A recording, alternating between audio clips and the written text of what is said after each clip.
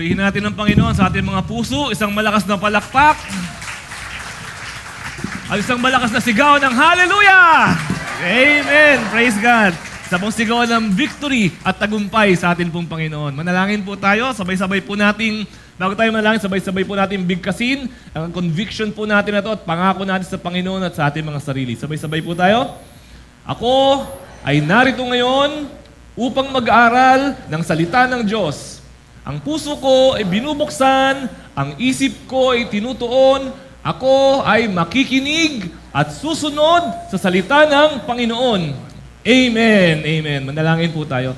Ama namin, nandito po kami ngayon pong umagang ito. Gusto ka po naming makatagpo.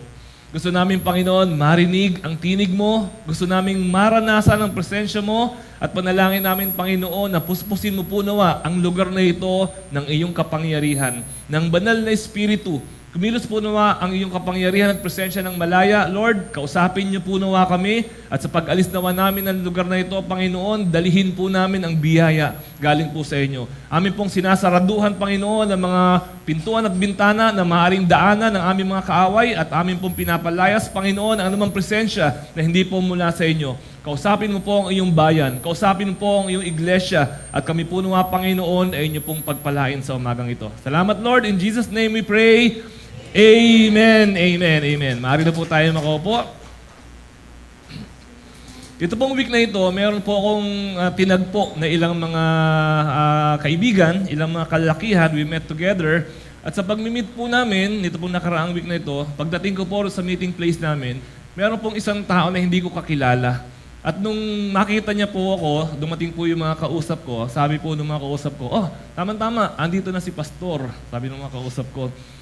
At pagpasok ko po dun sa lugar na pinagmimitigan namin, ang sabi po nung tao na yon, ay, pastor pala kayo. Sabi niya, oo, sabi ko, pastor ako. Tapos sabi niya, ako, Christian din ako eh. Sabi niya, anong church ka? Sabi ko sa kanya, anong church mo? Sabi niya, ano nga ba yung church namin? Diyan lang yun eh, diyan sa may katabi ng ano nga ba pangalan ng church namin? Sabi niya gano'n. Tapos sabi nung isang kasama ko, yan ba yung yung church na yung katabi ng bangko? Oo, yun nga. Tapos sabi nung isang kaibigan ko, ang pangalan ng church nyo is ganito. Ibinigay niya yung pangalan ng church. At sabi po nung tao na yon na bago, yun, tama ka! Yun nga, yung pangalan ng church namin. Ang pastor namin, sino nga ba yun? Sabi niya ganon. Tapos sabi nung kaibigan ko, si pastor, ano yung pastor nyo? Ay, oo nga pala. Siya nga pala yung pastor namin. Bakit ganun? Habang nag-uusap po kami, iniisip-isip ko yun, bakit di niya alam yung pangalan ng church nila? Bakit di niya alam yung pangalan ng pastor nila? And yet, nung unang magkita kami, ang sagot kaagad niya is, ay, pastor, Christian din ako. Ganun kaagad yung pagkakasagot niya. No, many times, tayo po mga believers, we treat church like a show. Minsan, di ba nanonood ka ng movie, at pinanood mo yung movie, nagkwentuhan kayo, ganda ng movie, no? Ganda ng sino nga yung, ano nga pangalan ng movie na yun? Hindi ko maalala. Ano nga ba yun? Kasi sometimes we go to church and we treat church as if we are just attending a show, attending a school program. Parang lalo na kung nasa FB Live tayo, hopefully hindi. Minsan pag nasa FB Live tayo, parang ano lang yan, nanonood ka lang ng TV. Parang ganoon lang. Sometimes you look at church as if parang nagjo-join ka lang ng isang group, nagjo-join ka lang ng isang club, ng isang organization. Sometimes ganun po ang trato natin sa church. Pero alam niyo po, the scripture shows us that the church is more than just that. The church is not just an organization. Definitely, the church is an organization, definitely. But it goes beyond just an organization. It is a body.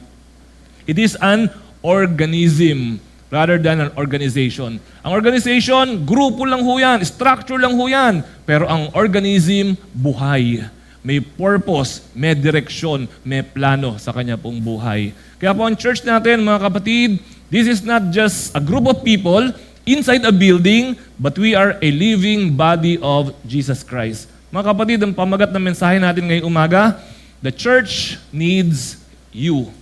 Tingnan niyo po yung title natin ngayong umaga. Kulang yung word na church ng letter na you.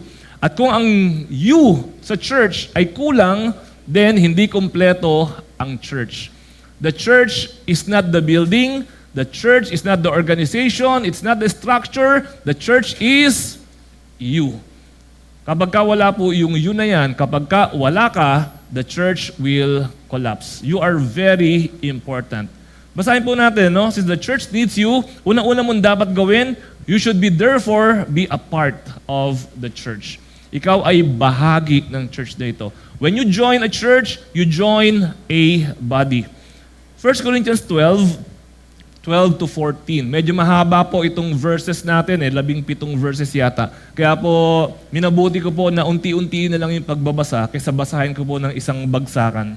So 12 to 14, si Kristo ay tulad ng isang katawan na may maraming bahagi. Kahit na binubuo ng iba't ibang bahagi. So si Kristo ay isang katawan na maraming bahagi. Bagamat ito ay maraming bahagi, ito ay nanatiling iisang katawan. Maging Hudyo, o Hentil, alipin man, o malaya, tayong lahat ay binautismuhan sa pamamagitan ng iisang Espiritu. Tayo daw pong lahat ay bahagi ng katawan ni Kristo kasi lahat tayo ay merong Espiritu ng Diyos. Kung wala kang Espiritu ng Diyos, hindi ka pa bahagi ng katawan ni Kristo. You can be a member of a church, you can even become, one of the signatories, pero kung walang Espiritu, hindi ka pa talaga bahagi ng katawan ni Kristo. Tuloy po natin. Tayong lahat ay pinainom sa isang Espiritu. Ang katawan ay binubuo ng maraming bahagi at hindi ng iisang bahagi lamang. The church is the body of Jesus on earth. Okay, maliwanag po yan. Nung tayo po ay pinanganak na muli, nung sinabi mo, Panginoon, I submit myself to you, I receive you as my Lord and Savior, tinatanggap kita bilang Panginoon at tagapagligtas, na born again ka, in the Spirit, pupunta ka sa langit, pag namatay ka, bakit nandito ka pa? Bakit hindi ka pa kinukuha ng Diyos? O Panginoon, diyan ako pupunta pag namatay ako, nandito pa ako sa lupa, ano ngayon ang gagawin ko habang nandito ako sa lupa? Habang nandito po tayo sa lupa, tayo po ay kikilos bilang katawan ni Kristo dito po sa lupa. We become the body of Christ. How do we do that? First of all, partner with Jesus. Yan po yung unang-unang kailangan natin gawin. We need to recognize na ang Panginoon po, mula po nung unang panahon hanggang sa panahon natin ngayon, siya po ay laging kumikilos kaakibat ng tao. Hindi siya kumikilos mag-isa. Nung hinati ng Panginoon ang dagat na pula, nandoon sina Moses, nakataas pa rin ang kamay na nanalangin. Pag may ginagawa pong himala ang Panginoon, laging meron tao na ginagamit siya. Nung si Jesus po ipapako sa krus, tinawag pa niya yung si Lucius, si Negro, tinawag pa niya para buhatin yung kanyang krus. Lagi hong gumagamit ang Diyos ng tao. At sino po ang gagamitin niya? Alangan naman yung mga tambay sa kanto. Alangan naman yung mga drug addict ang gagamitin niya. Ang gagamitin niya po, tayo na kanya pong iglesia. So, when you do the ministry, you become a partner of Jesus in His ministry in this world. Hindi ba ang sarap ng feeling na ikaw ay nagagamit ng Diyos? Di ba ang sarap ng feeling na ikaw ay nagiging instrumento ng Panginoon? Many times, nagiging instrumento po tayo ng kaaway, pero mas maganda kung nagiging instrumento po tayo ng Diyos. So, hindi ka lugi. I promise you. Kapag sinabi mo sa sarili mo, I want to be a part. Gusto kong maging bahagi.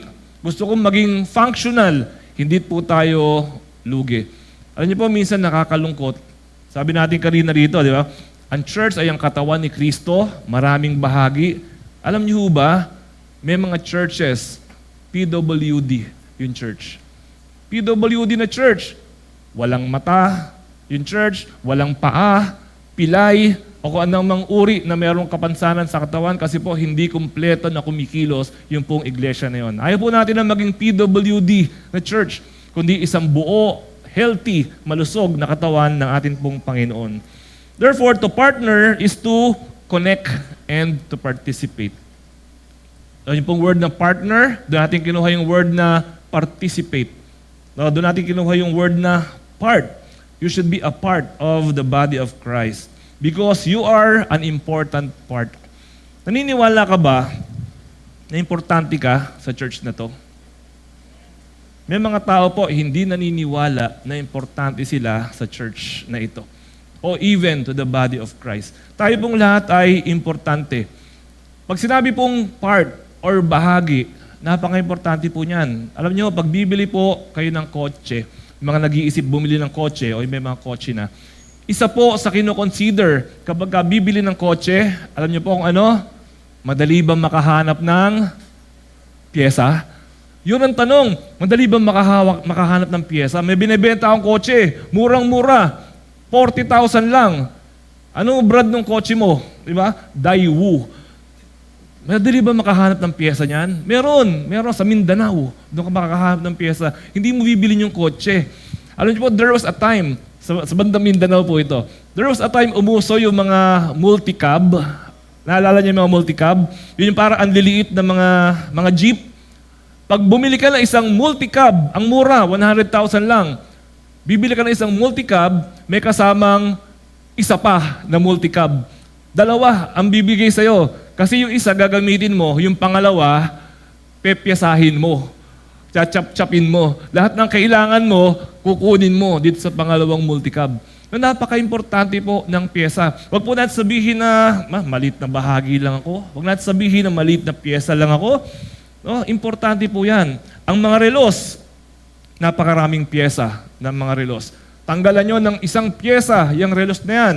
Hindi nagagana, mali na ang oras dahil lang sa isang pyesa. Part is very important. Makikita sa mga movie, part is very important. Minsan po, sa kotse, meron po akong sasakyan.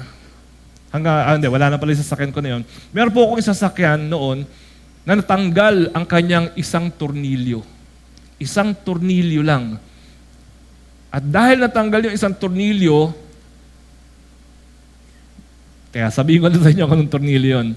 Yung pong mga kotse, meron ho yung oil pan sa ilalim. Pag kayo po ay mag-change oil, andun yung langis. Yung makina ng kotse, punong-puno ng langis yan para hindi mag-corrosion, para hindi mag-init. Meron po siyang langisan, pondohan, o tinatawag natin na parang palanggana ng langis sa ilalim. Meron pong tornilyo yun isa. Isang tornilyo.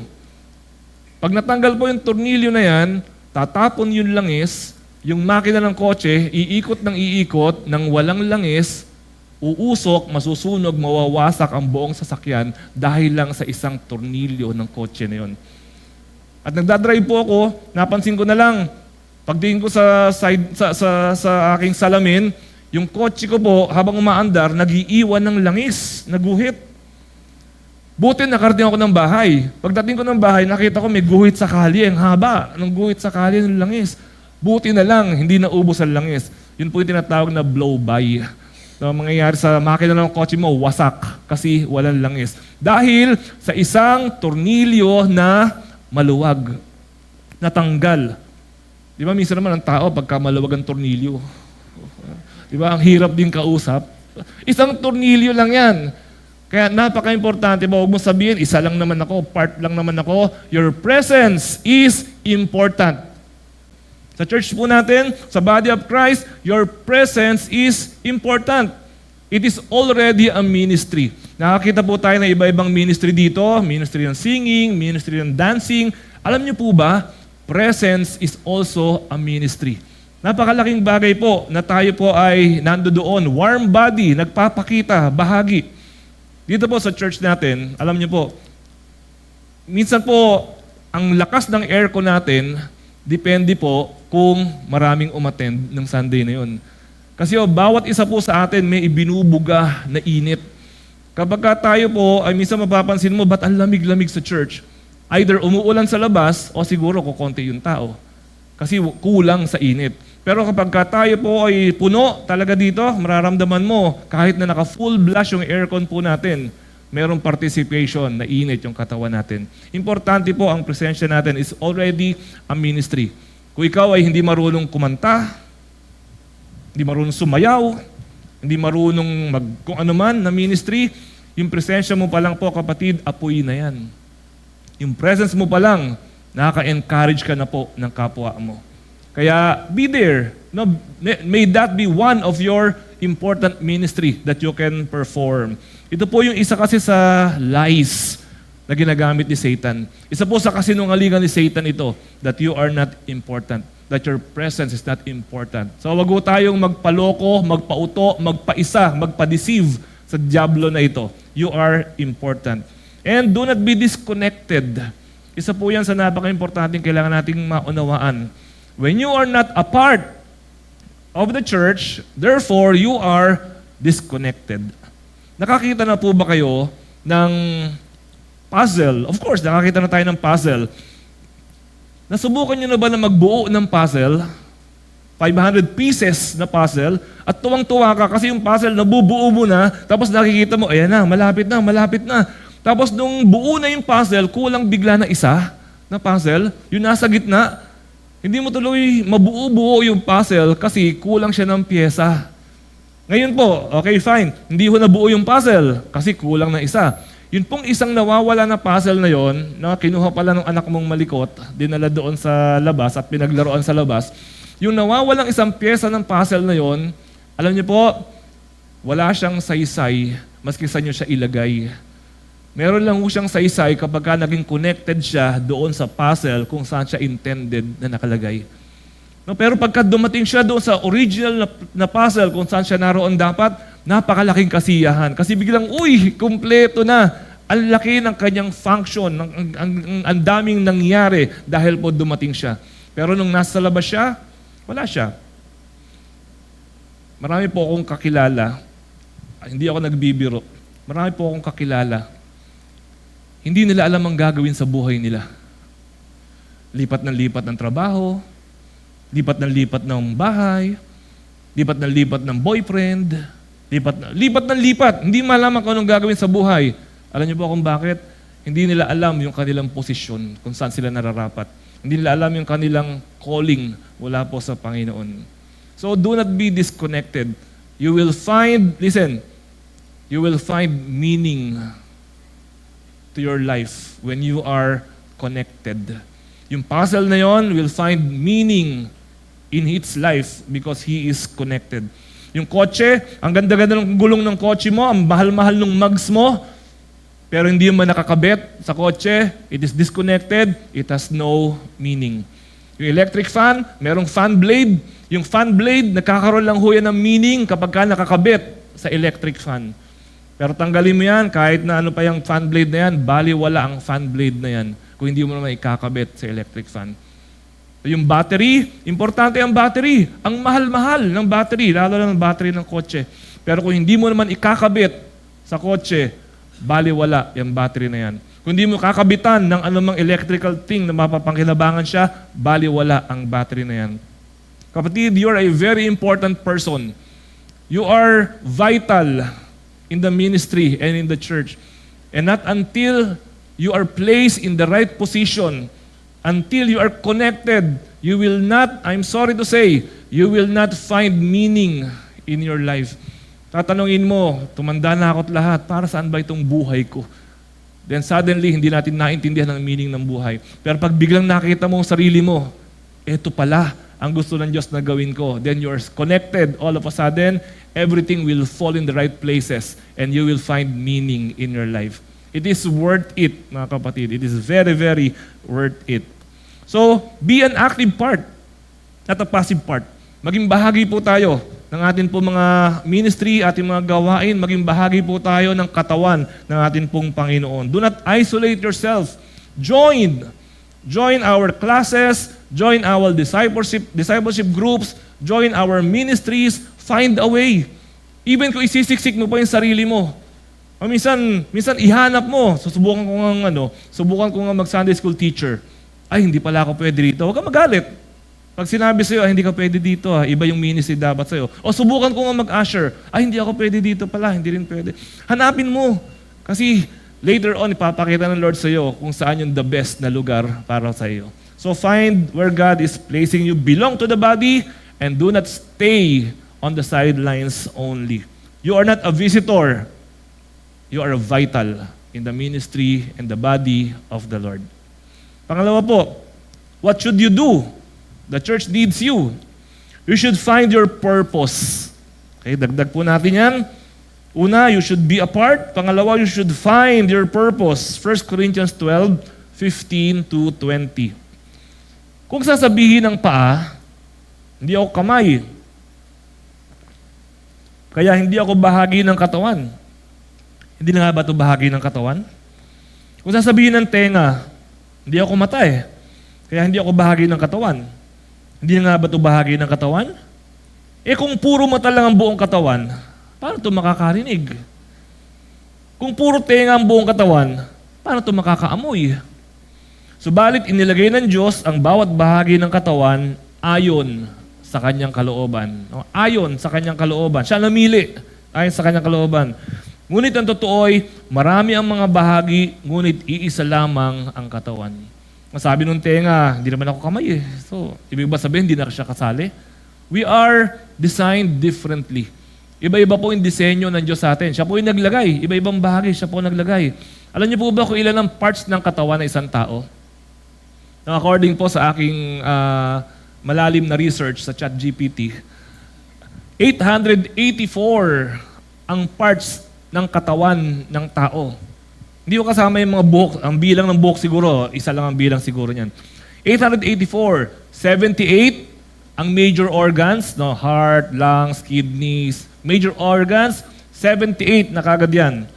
206 ang ating mga buto-buto, bilang sa mga buto na yan. 600 ang ating mga muscles, total 884. Alam niyo po, ang mata pa lang, isang maliit na eyeball natin na yan, meron na po siyang 18 parts. 18 na kaagad, mata pa lang yan. Yan, kung tsatsagain yung basahin, lahat yung mga mata na yan. Cornea, tsaka cornea. Kung babasahin ninyo, 18, mata pa lang yan. At tingnan niyo po sa 18 parts ng mata na yan, tanggalin yung isa.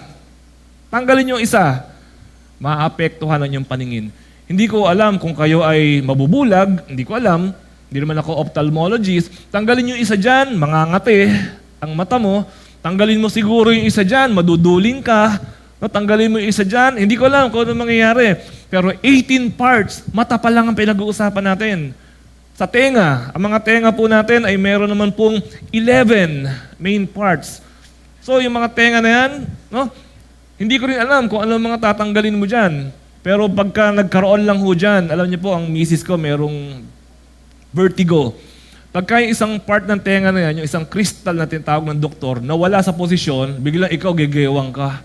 Biglang may hilo ka, biglang sasakit ang ulo mo, masusuka ka, dahil lang merong isang, hindi nga gamunggo gaasukal na kaliit na part ng tenga mo, biglang naiiba na kagad tayo.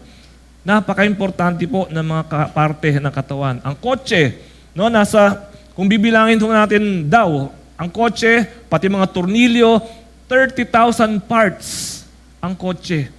Para ho maging isang unified and effective na mechanism, gano'n po karami talaga ang mga parts po nito. Ang kotse ho, actually, tanggalan nyo lang ng isang spark plug, hindi na andar. Actually, kahit may spark plug yung kotse ninyo, pero yung mga, yung mga high tension wire niya, barado, hindi na andar ang kotse. Ganun po siya ka-sensitive. So, very important po ang bawat parte po. Ito, lahat importante. At, hindi pwede magpalit-palit. Hindi pwede sabihin ng driver, wala akong manibela. Yung gulong na lang ilalagay ko na manibela. Hindi pwede magpalit-palit. Di ba? Flat yung gulong ko. Kukunin ko yung manibela. Yun ang ilalagay ko sa gulong. Hindi pwede. Pareho naman silang bilog, pastor Hindi pwede. Kanya-kanya po sila ng purpose. Kanya-kanya po sila ng function. Hindi pwede magpalit-palit. That's why, sabi natin kanina, find your calling. Hanapin mo yung calling mo. I'm sure meron yan. Kung ikaw ay anak ng Diyos, may calling ka. Kung hindi ka Christian, wala ka pang calling. Pero kung Christian ka, pag tinanong kita ngayon, pag namatay ka, saan ka pupunta? At ang sagot mo, pupunta ka sa langit dahil Christian ka, may calling ka. Huwag kang maniwala sa sinasabi ng diablo na ang calling mo ay ganito lang o wala kang calling. Hindi. Mayroong calling na inilalaan ng Panginoon para sa iyo. Find your calling. 1 Corinthians 12:17. Subalit, inilagay ng Diyos ang bawat bahagi ng katawan ayon sa kanyang kalooban. Ito sabi natin kanina, ang Diyos ang pumili. Magtataka ka, bakit siya magandang kumanta? Bakit ako hindi magandang kumanta? Ang Diyos ang pumili nun. May iba na ibinigay para sa'yo. O siguro magaling ka sa ibang bagay. For sure, na hindi niya kayang gawin. Ang Diyos ang nagbigay sa inyan. Find your design and do it well. Do it properly. Sa church po natin, meron po tayong 4C na tinatawag. Ulit-ulit po natin to. Gusto po natin na matandaan natin ito. Meron po tayong 4C na ginagamit sa church po natin para malaman po natin kung saang ministry tayo dapat nandoon. Una, calling. Okay, yan yung binabanggit natin kanina. Pangalawa, competence. Pangatlo, character. At pang-apat, commitment. Now, paano malalaman ang calling mo? Subukan mo, titignan mo muna. Okay, titignan ko nga. Ang calling ko ba ay sumayaw? Okay? Okay, tignan natin. Hindi tayo sure eh. Pero ang heart ko, gusto ko sumayaw. O, sinama ka ngayon sa mga dancers. Meron ka bang competence? Baka naman yung sayaw mo parehong kaliwa. So, hindi yun.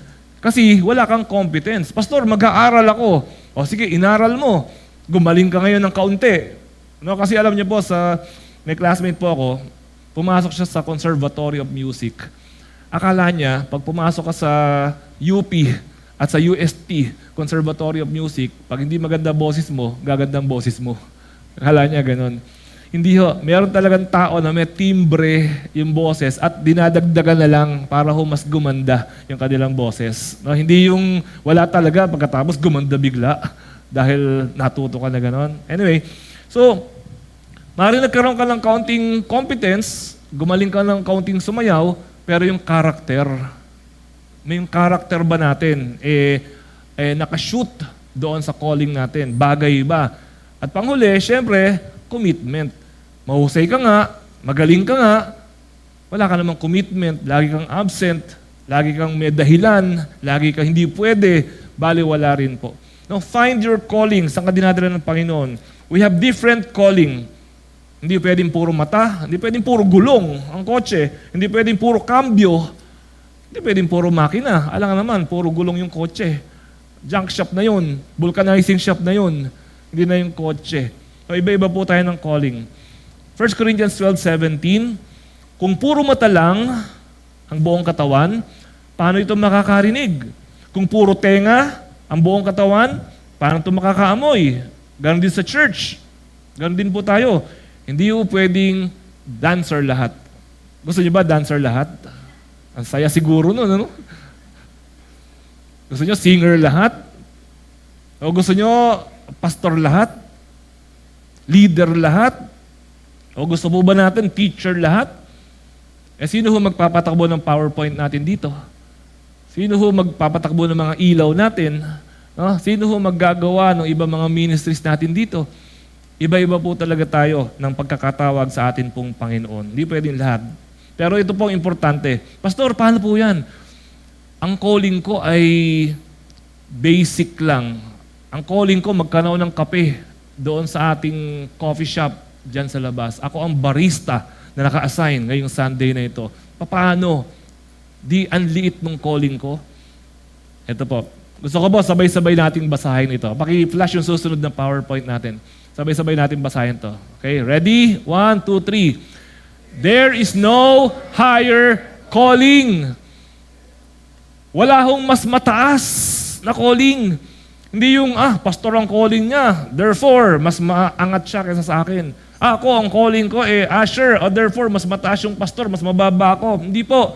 Ang calling po, sabi kanina, ang Diyos ang nagbigay. Ang Diyos ang naglagay. Dahil siya nagbigay, dahil siya naglagay, kapag ka naging faithful po tayo, ang Diyos ang natutuwa at nalulugod. Ang calling mo, pastor, hindi ka naman faithful. Ang calling mo, usher, pero napaka-faithful mo. Di hamak na ikaw ay mas matino kaysa dito sa calling na ito ng pastor kung hindi naman siya faithful. It is not about your calling, it's about your faithfulness. Ginagawa po natin ng may katapatan ang ibinibigay po sa atin ng Panginoon because everyone is important. There is no higher calling. The pastor is not higher than anyone else. Hindi mas mataas ang calling ko. Ang calling mo, halimbawa, ay maging blessing sa workplace mo, Bible study teacher, discipler sa workplace mo, well and good. Pareho lang po yan. As long as we are doing what God has planned and intended for us to do. So, don't be what you are not. Huwag mong ipilit. Kung hindi naman ikaw yun eh, don't be what you are not. Huwag pilitin kumanta. Kung kapag kumakanta ka, umuulan. Kanina, lakas ng ulan eh. Pero hindi kasalanan yun ng mga worship team natin, okay? Huwag mong pilitin. Sabi ko nga, huwag mong pilitin sumayaw kung ang paa mo parehong kaliwa. Huwag mong pilitin na magturo, mag-teach, mag-preach. Kung yung boses mo parang ibong Adarna. Alam niyo ibong Adarna? Kapag ka nagsalita, tulog yung tao. Baka hindi yun ang calling mo. Baka ang calling mo, Sunday school. Siguro, para tulog yung mga bata. Pag nagsalita tayo. Hanapin natin kung saan tayo the best. Do not be a hammer if you are a plier. Kung ikaw ay, ano ba yung plier? Plais. Kung plais ka, huwag kang maging martilyo. Kung martilyo ka, huwag kang maging lagari. Do your best as a martilyo. Huwag mong pilitin na hiwain yung kahoy. Hindi kaya ng martilyo yan. So ano mas importante? Martilyo o lagari? Yan, natutunan na natin. Parehas. Kasi tinawag siya ng Diyos para magmartilyo, martilyuhin niya yung pako. Tinawag siya ng Diyos para maging lagari, lagariin niya yung kahoy. At kapag ang kailangan niya lagariin ay bakal, hindi na siya yun. Lagaring bakal na ang kailangan niya. Diba? Iba-iba po ang tawag sa atin ng Panginoon. Let's do it properly. Be a part of the body of Christ. Do not deny the body of your gift. Para po sa mga kalalakihan, siguro sa mga kababaihan din naman, kami po mga kalalakihan, alam nyo kayo mga kababaihan, pag pumapasok kayo sa Watson, yung nararamdaman ninyo, yun ang nararamdaman namin kapag pumapasok kami sa Ace Hardware. Ganon kami okay, ito nyo, naiintindihan nyo, di ba? Yung feeling niya sa Watson, wow, lotion. Wow, buy one, take one. Yung hand soap. Pag pumapasok kami sa Ace Hardware, sana mabili ko yung drill. Sana mabili ko yung jackhammer. Meron pa doon, generator. Pag pumapasok kami sa Watson, gusto namin, kompleto kami ng gamit sa bahay ng mga lalaki. At minsan kasi, ba't gusto namin kompleto? Kasi po ang hirap, kapag kailangan mong pumako o magpako, tapos wala kang pamako, wala kang hammer, wala kang martilyo. So ang gagawin mo, wala kang martilyo, hahanap ka ngayon ng simento, pampukpok mo, hahanap ka ng, ano ba pwede yung pakpukpok doon. Kung ano makita mo, tubo, pampupukpok mo. It is very frustrating na mayroon kang gustong gawin, alam mo kung paano gawin, pero hindi mo magawa kasi wala kang tools. Ganun po tayo sa Panginoon. Ay, ito ang Panginoon. May gusto kong gawin dito sa tao na to. Kaya lang, wala akong magamit eh. Gagamitin tayo ng Panginoon, pero hindi natin ginawang available ang sarili natin. Nung kailangan ng Panginoon, ang ministry natin, hindi po tayo nagamit ng Panginoon. So, do not deny the body of your gift. Alam niyo po, isa pong pinapasalamatan ko sa Panginoon dito po sa church natin. Alam niyo po ba, mahigit kalahati, o sabihin na natin na halos kalahati ng mga attendees po natin dito ay workers. Purihin po ang Panginoon habang dumadami yung workers natin, ibig sabihin na unawaan po natin kung ano po yung papel natin. Sige, palakpakan natin ang Panginoon. Sige, palakpakan natin ang Panginoon. Ibig ko sabihin, nagiging willing tayo na maging instrumento. Pastor, yung mga workers na yan, ano ba yan, kumikita ba yan? Hindi kumikita yan. Pastor, pinapakain nyo ba yan? Hindi pinapakain yan. So, sila pa nga minsan yung may dala na pagkain nila. Lugi. Pero lugi, pagdating sa mga bagay na pisikal, pero may kasiyahan po sa puso. Minsan magtataka po tayo, ang sipag naman itong worker na to, parang ang traffic na nga, umuulan na nga, nandiyan pa rin. At sana po, lahat tayo dumating sa point na bawat isa po sa atin dito, mahanap po natin kung saan tayo inilalagay ng Diyos. Kasi ulitin ko, nandoon po ang meaning sa buhay po natin. Doon po tayo magkakaroon ng kasiyahan sa puso at fulfillment sa puso po natin. Pangatlo po, because the church needs you, you should preserve unity. 1 Corinthians 12, 21 to 26. Pero hindi rin naman masasabi ng mata sa kamay, hindi kita kailangan. Diba, kanina sabi nung mata sa tenga, ay hindi ako mata eh. No, hindi pwede. Ngayon naman, sabi niya, hindi rin naman pwede sabihin ng mata sa kamay. Hindi kita kailangan, ha? Ang ulo sa mga paa, hindi rin pwede sabihin, hindi ko kayo kailangan. Sa katunayan, ang mga bahaging parang may hina, ang siya pangang kailangan. O yung brain po natin, mahina yan. Pero kailangan po natin yan. Alam niyo ba yung brain, magkaroon lang yan ng kaunting hangin, hinangin ng utak mo. Diba? Parang ano ka na, parang hilo ka na. Magkaroon lang ng kaunting galaw ang utak mo. Concussion, ang tawag kaagad doon. Naalog ang utak, naiiba na kaagad. Kasi mahina yung brain natin. Pero importante. Yung puso natin, importante. Mahina, kumain ka lang ng chicharon eh. Apektado kaagad yung puso natin. Pero importante. Hindi po mga may hina ang siyang kailangan. 23. Ang mga bahagi ng katawan na inaakala nating hindi gaanong kapuri-puri ang pinag-uukulan ng higit na pagpapahalaga. Yung mga bahagi hindi likas na maganda ang siya nating higit na pinapahalagahan. No? Ano ba yung mga bahagi ng katawan na hindi maganda? Pag tumingin ka sa salamin, ano nakikita mo na hindi maganda? No? Halimbawa, ito, hinlalaki. Maganda ba yan? Pag sinabing mukha kang hinlalaki, maganda ba yan? Hindi, di ba? Pero napaka-importante po ng ating hinlalaki. Ano mangyayari kung wala kang hinlalaki? Una, hindi ka makakapagbukas ng garapon. Mahihirapan ka magbukas ng garapon. Kasi hinlalaki yan ang lock ng kamay mo. Pagka nagsara ka, nag-lock ka ng ganyan, mabubuksan mo na siya.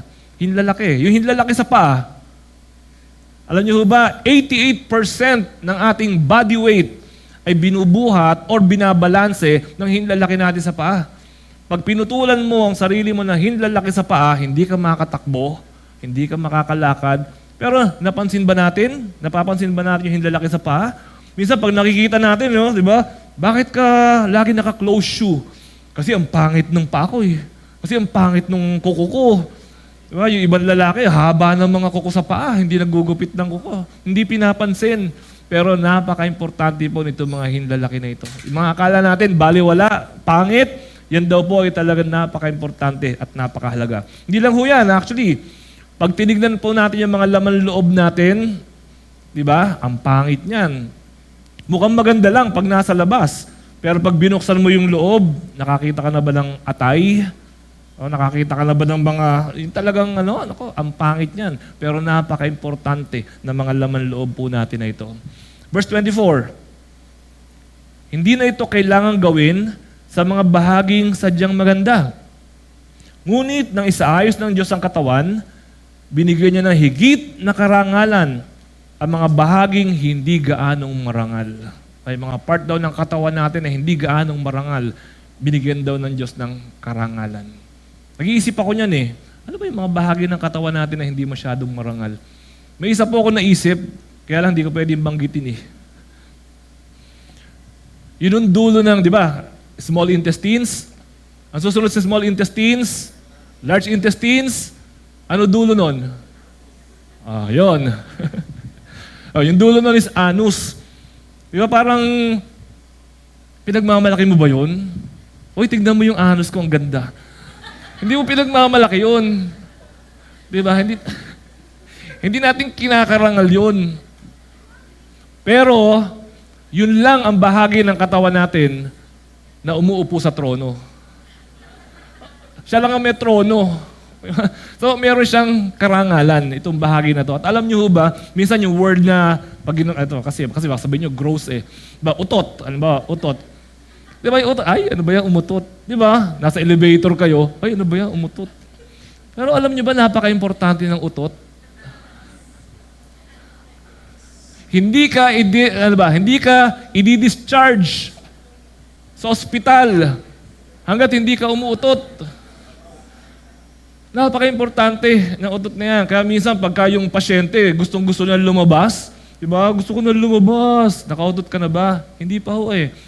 Kaya pagbalik pag umalis yung nurse, pag bumalik yung nurse, sabi ng pasyente, ikaw na lang umutot ha, pagbalik ng nurse, para makalabas na ako.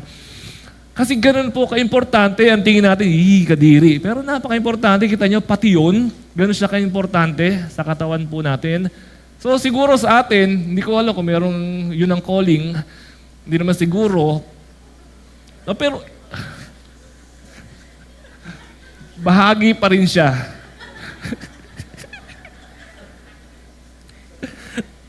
Okay? So, pero ang main purpose ng lahat ng ito, lahat ng binanggit natin, ang main purpose po niya, nasa verse 25. Bakit daw po importante yon? Upang hindi magkaroon ng pagkakabahabahagi. Sa halip ay magmalasakit ang bawat bahagi sa isa't isa.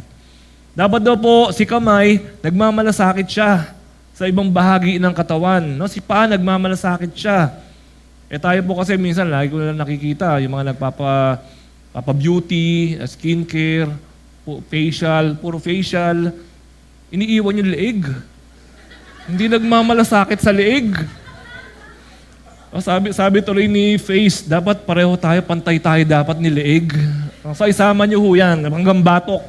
Tama nyo para pantay. Dapat nagmamalasakit yung part ng body sa kanyang body na yan.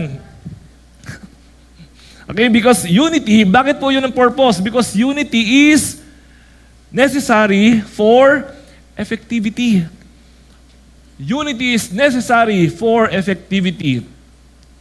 Alam niyo po ba yung sakit ng katawan na tinatawag na anong syndrome ngayon? Tourette syndrome. Alam niyo ba yun? Ayokong gawin baka ma-video ko Kuya Manuel, ikaw nga Pero alam niyo yung sinasabi ko, Tourette syndrome. Meron ba gusto mag-volunteer kung paano yun? May camera naman tayo dyan. No? Yung bigla na lang yung kamay mo, bigla na lang gumaganon. Di ba? Okay, nagsasalita ka, biglang gumaganon ka bigla. Di ba? Hindi niya na, hindi niya napipigil yun. Sarili niya yun. Kusa na lang sumisipa yung paa, kusa na lang biglang, kung ano man yung ginagawa niya, sumisigaw bigla. Hindi niya kontrolado yung kanyang katawan. Meron pong disunity. At hindi ho magiging effective ang move ng isang katawan kung disunited. Maring organized, okay, yung katawan niya organized pero disunited. Iba sinasabi ng mata, iba sinasabi ng utak, iba ginagawa ng mata. Sinasabi ng utak niya, taas mo yung kaliwang kamay mo, ang nangyayari, sumisipa yung kanang paa. So hindi sumusunod, nagkakaroon po ng disunity. Kailangan po ng unity for effectivity. Isang basketball team, kailangan united. Isang construction team, kailangan united. Dahil yung isa, construction team, yung isa naglalagay ng hollow blocks, tapos yung isa nandirito, binabasag yung mga hollow blocks. Hindi sila coordinated. Kagulo. So, paano natin magagawa ito? Ano po tinuturo sa atin sa Bible? Una, sa verse 21, sabi, avoid pride. Para united ang katawan, iwasan ang pride. Ang dami nang sinira ng pride na yan. No, it is the main sin of Satan. Sabi po, sa verse 21, hindi kita kailangan. Sabi ng mata, hindi kita kailangan. Sabi ng mata. At ito pong pride na to, as I've said, it is the main sin of Satan. Nasira ang relasyon ni Satan sa Diyos. Naging demonyo siya dahil sa pride. Tayo rin po. No, hindi naman sinasabi, pero hindi imposible. Baka nagiging demonyo rin tayo dahil sa pride. Huwag mo na sabihin sa katabi mo yan. Baka mamaya, dahil sa pride, nasisira ang maayos. Pumapangit ang maganda. Yung pagmamahala ninyo, dahil sa pride, nasisira. Nagsisisihan, di ba? Ikaw nag-iwan ng tasa sa hugasan ng pinggan sa lababo. Hindi ako, ikaw. Hindi, ikaw. May pride. Sabihin mo na lang, ako nga. Ano nangyari? Naligtas ang buong relasyon dahil po binitiwan natin ang ating mga pride. Yan po isang lason. Pride is the main poison against unity. Pinakalason po yan sa lahat. It is the main ingredient of disunity and confusion. It is. Disunity is always a threat in any group dahil meron pong pride.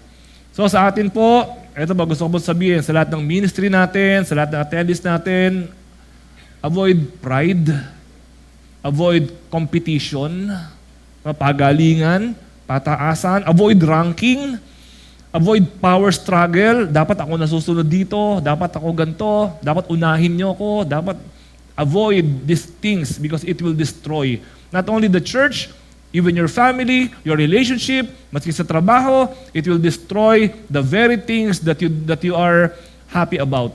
Sisirain po niya dahil lamang po sa pride na yan. Okay? Wag feeling na mas importante kaysa sa iba. Yan po yung iwasan po natin. Because everyone is important. Sa ospital, alam niyo ba mga doktor, kailangan nila ng nurses? Naniniwala ba kayo? Kailan kayo nagpa-ospital o nagpa-clinic o nagpa-laboratory na doktor ang kumuha ng dugo sa inyo? Sa daming tusok na inabot ko na sa buhay ko, wala pang doktor na nag-injection sa akin at kumuha ng dugo. It's always the nurses. Kasi yung mga doktor, kung nag-o-opera sila sa loob ng operating room at nakahiga yung pasyente sa table, kaya niya ba nang walang nurses? Kailangan niya ng nurses. So hindi pwede sabihin ng doktor, hindi kita kailangan. Dahil kailangan niya. Now, ang mga nurses, alam niyo ba ang mga nurses, meron din silang mga nursing aid, assistant nurses. Meron silang mga ganon. Sa American, tawag diyan LVN, mga licensed vocational nurses. No, hindi sila talaga RN, registered nurse, pero sila ay LVN. Hindi LBM, ha? LVN. Licensed vocational nurse. At ito mga licensed vocational nurse na to, kailangan nila ng tulong sa mga tinatawag na mga orderlies. Ito naman yung mga sa mattress, sila sa latex, sila yung sa mga everything. At ito naman mga orderlies, kailangan nila ng housekeeping. Housekeeping naman yung magsasegregate ng mga basura, itatapon, yung mga and everything. Everybody has a part. Everybody needs everybody. Kaya ganun po tayo. That is the body of Christ. Kaya wag ko tayong maniniwala pag binubulungan tayo ng dyablo na hindi tayo importante at hindi tayo kailangan.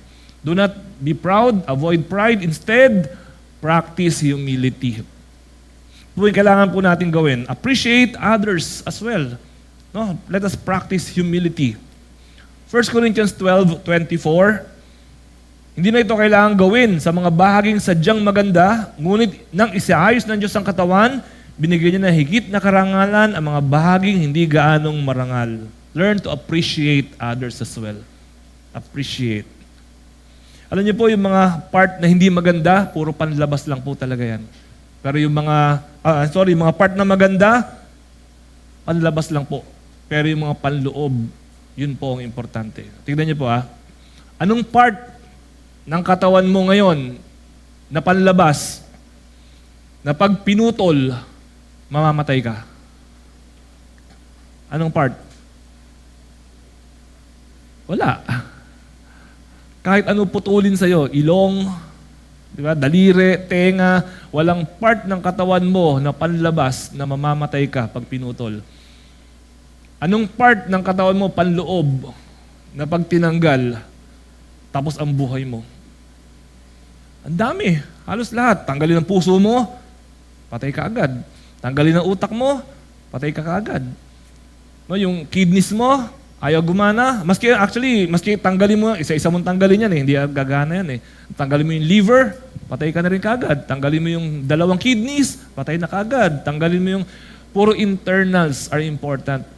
Kaya nga po, napaka-importante, kahit po ang ministry po natin na hindi tumutungtong sa stage na to, kahit ang ministry po natin hindi humahawak ng mic, kahit ang ministry po natin is background, behind the scene, napaka-importante po itong ministry na ito.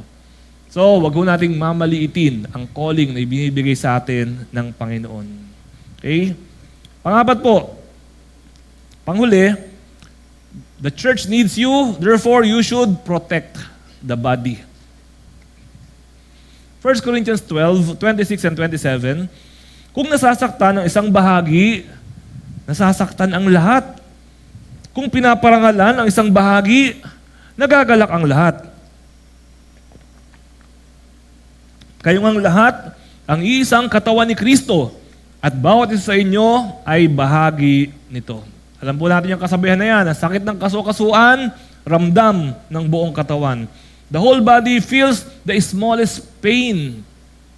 Diba kapag may masakit sa'yo, minsan may mga mag-PPM sa akin, Pastor, hindi ako makakatid ng church. Bakit? Masakit ang ngipin ko. Ngipin lang? Nasa loob lang naman ng, nakatago naman yan, maliit lang naman yan. Pero hindi. Yung sakit ng ngipin na yan, mamimilipit ka. Dahil lang sa isang sakit ng ngipin na yan. Kapag ka natinik ka, nakakita na ba kayo ng tao na natinik dito sa lamunan? Nagugugulong. Para lang matanggal yung tinik. Kung ano ginagawa. Kasi sobra masakit. Pag yung daliri mo, naipit. Ako, naipitan po ako ng gate minsan. Nagsasara ako ng gate. Pag sara ko na tumama yung daliri ko, ramdam mo talagang nginig yung buong katawan mo. Kaya tayo po, ganoon din po sa atin, ganoon po ang body of Christ. Pag meron ho tayong kapatid na may dinaramdam, may pinagdaraanan, meron po tayong kapatid na nasasaktan, ramdam po natin yun. Pero kapag may kapatid din naman tayo na napaparangalan, ramdam din naman po natin yun. Therefore, we should protect the body. The body is designed to protect itself. Totoo po yan. Tingnan niyo po ang katawan natin uli. Ano po ang protection ng mata natin? Di ba? May talukap yung mata natin. Kapag mayroong papuntang langaw dyan, sumasara bigla yan ng kusa. Hindi mo siya kailangang utusan. Kusa siyang sumasara. At least ako, may salamin. Kaya kapag nagmumotorsiklo ako, di ba? Okay lang. Diba? Sumasara ng kusa ang mata kapag mayroong puwing na darating po sa kanya. Yun pong ating lungs. Anong proteksyon ng lungs natin? Rib cage. Kaya meron siyang di ba? Merong, hindi ko alam, ano ba Tagalog na rib cage? Tadyang. Merong tadyang. Tayo, ang dami. Brain natin, anong proteksyon?